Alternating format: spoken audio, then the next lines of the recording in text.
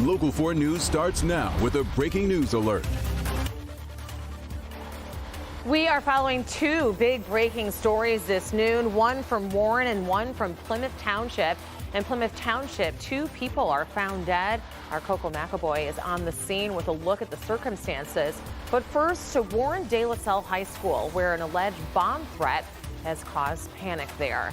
Thanks for joining us this noon. That does top our news. Today's alleged threats come after surprising twists in the ongoing hazing scandal investigation that has engulfed Warren De La Salle High School. On Monday, we learned that the football coach is no longer with the team. We also learned that 3 students accused of being involved in the alleged hazing incident filed a lawsuit against the school. Larry Spruill joins us now live from Warren De La Salle. And Larry, what are you learning, first off, about this alleged bomb threat?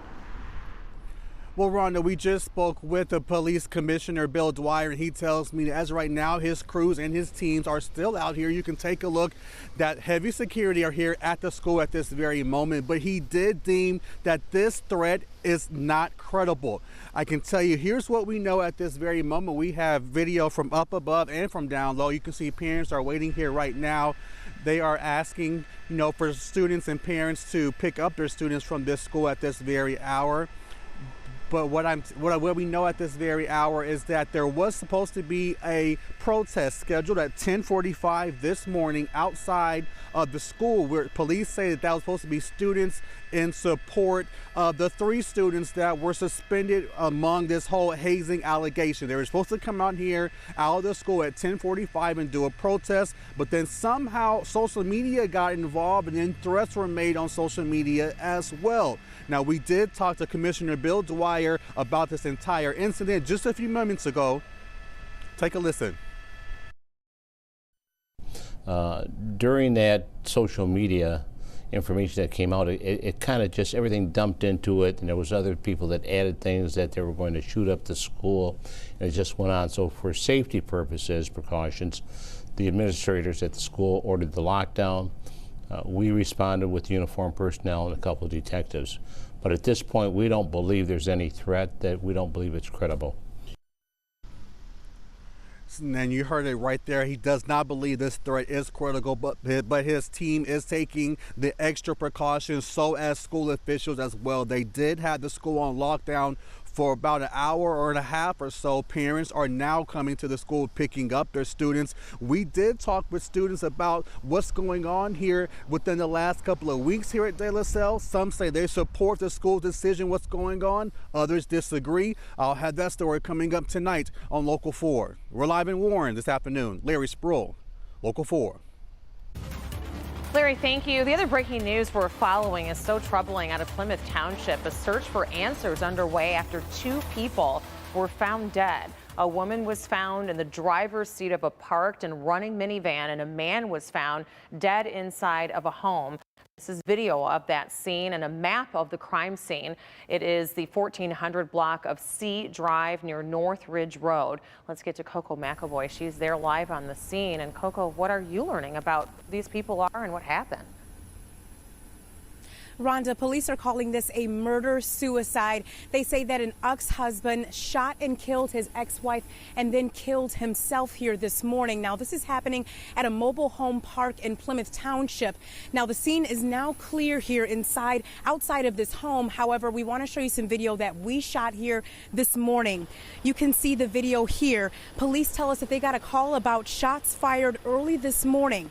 And when they got to the home, they found a woman shot to death in the driver's seat of a parked and running minivan.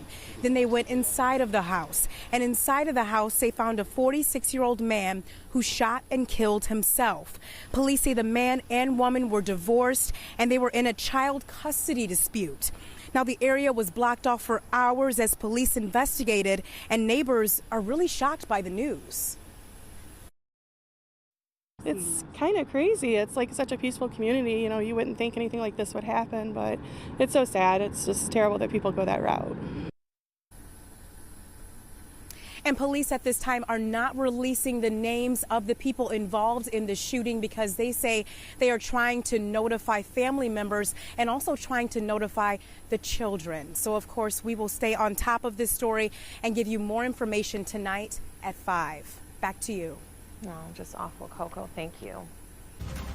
And breaking news out of Washington this news. Senate leaders are arguing over a potential impeachment trial of the president. Democrats are calling for witnesses to appear at a Senate trial, but Republican Majority Leader Mitch McConnell disagrees. If House Democrats' case is this deficient, this thin, the answer is not for the judge and jury to cure it over here in the Senate. The answer is the House should not impeach on this basis in the first place.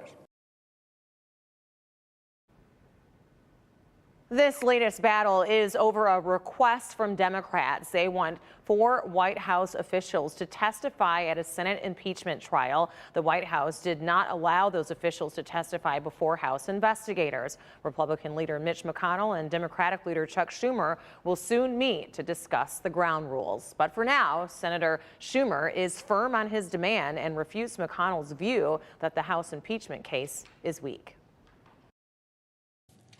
The House has built a very strong case against the president. Maybe that's why Leader McConnell doesn't seem to want witnesses, at least not agree to them now. Maybe that's why the president is afraid, because the House case is so strong that they don't want witnesses that might corroborate it. The House is expected to vote to impeach President Trump tomorrow.